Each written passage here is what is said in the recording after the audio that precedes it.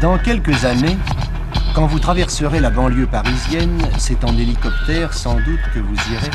Et partout vous survolerez des villes dans le genre de celle-ci. On les appelle les grands ensembles, on les appelle aussi les villes dortoirs.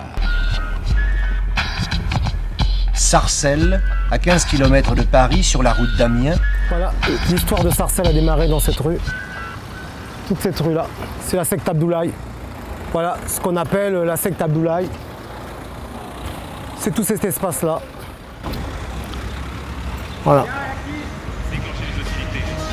Sorti tout droit de la secte, le ministère mène enquête, une seule chose en tête, anéantir les traites, accumulateur des dettes, des pays d'Afrique, trou du cul politique, ennemi de la démocratie, dictateur, endurci, sans souci du pays. Voici mes ennemis, tu tolères que ton peuple se terre dans la misère, récupère les biens monétaires pour te satisfaire.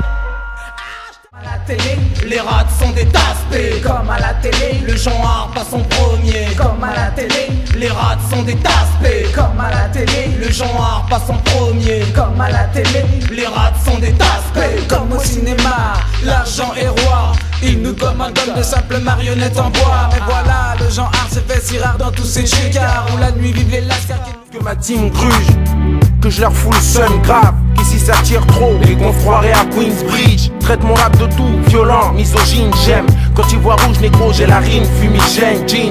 Large, je me trouve pas assez élégant. Les sourcils trop froncés, la peau noire à leur goût. Putain mais dites-leur que je suis juste un jeune débat fou anti-flic, genre Inspecteur Harry ou alors Nash Bridges. De Blémès c'est toujours mon crew mammifère. De BVG pirate, on écrit pour ça. On avait rêvé de percer dans le Peura. Aujourd'hui encore, on poursuit le combat. 93, je suis à fond dans l'envie de faire quelque chose, mais je suis tout seul.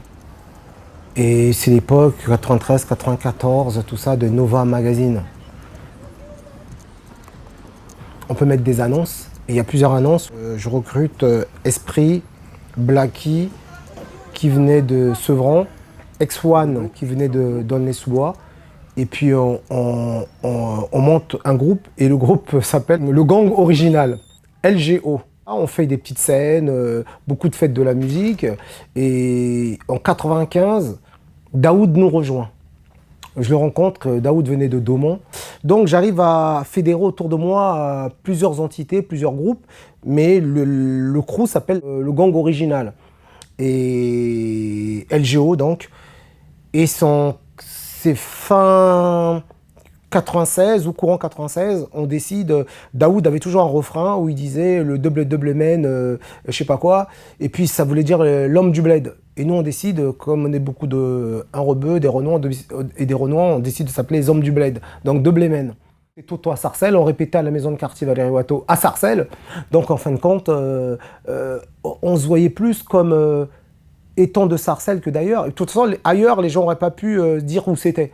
C'était plus facile de dire Sarcelles, les gens savaient où était Sarcelles, quoi. Décidé de vous faire réfléchir, donc d'admettre du son, Moda préfère écrire. Puis j'ai déjà imaginé, même essayé de ne pas m'enraciner dans le mode de vie qu'on m'a imposé.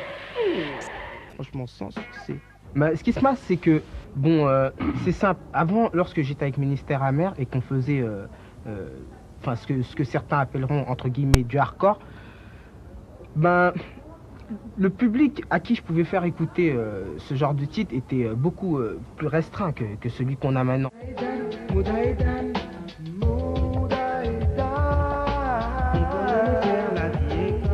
Moi je dis je sais pas, et Modam me met des coups de pied en disant bah, vas-y dis oui. Et je dis bah oui, y a pas de souci. Et voilà comment il me fait un contrat, et je signe le contrat sans volonté de signer quoi que ce soit. Donc on signe le contrat chez Natendé. Et quelques mois après, Patrick Colony part de Natendé. Et moi, j'ai lâché l'affaire, quoi. Je suis plus là-dedans. Un jour, Natendé m'appelle en me disant il y a le nouveau directeur artistique veut vous voir. Voilà, on a votre projet qui est signé. Qu'est-ce qu'on en fait? Je lui dis mais moi, je devais sortir le truc. Bah, si vous voulez, on le sort parce que vous êtes dans la dernière cargaison des gens qui doivent sortir le truc chez Natendé parce que c'est bon. Je vous garantis pas que je sois encore là dans 2-3 mois, quoi.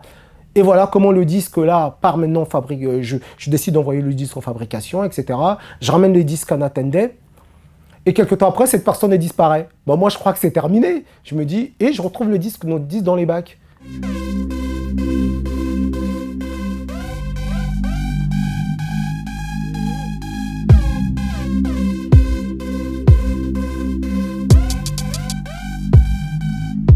c'est dimanche après-midi. Le brunch, la gueule de bois, l'apéritif. C'est repos dans la chambre, l'accès wifi, le portable. Cherche un plan avec une fat et Didi.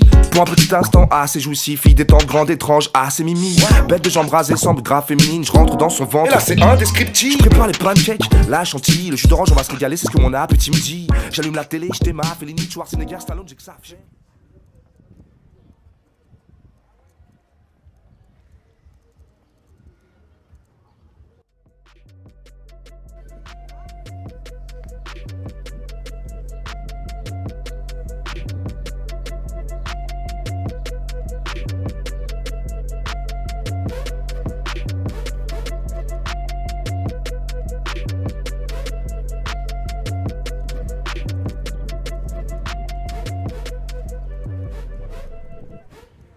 C'est un livre qui répertorie tous les fanzines et tous les magazines sortis en France de 1985 à nos jours.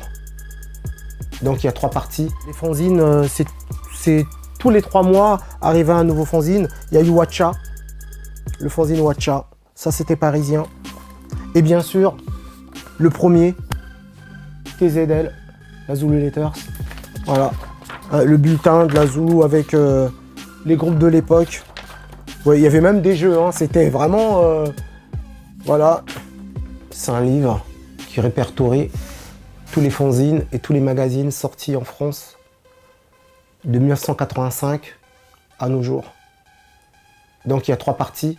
Une première partie journalistique où j'essaie d'expliquer ce qu'était la presse de l'époque et pourquoi cette presse s'est écroulée. Il y a une deuxième partie encyclopédique où je liste tous les magazines et tous les fanzines, c'est-à-dire du premier fanzine au dernier fanzine, du premier magazine au dernier magazine rap français. Et la troisième partie est une partie faite d'interviews. Et j'essaie d'interviewer la majorité des acteurs de ce milieu. Les grands ensembles sont-ils un mal nécessaire ou un nouvel aspect du plaisir de vivre? Ce sera, si vous le voulez bien, à ces enfants de répondre dans quelques années.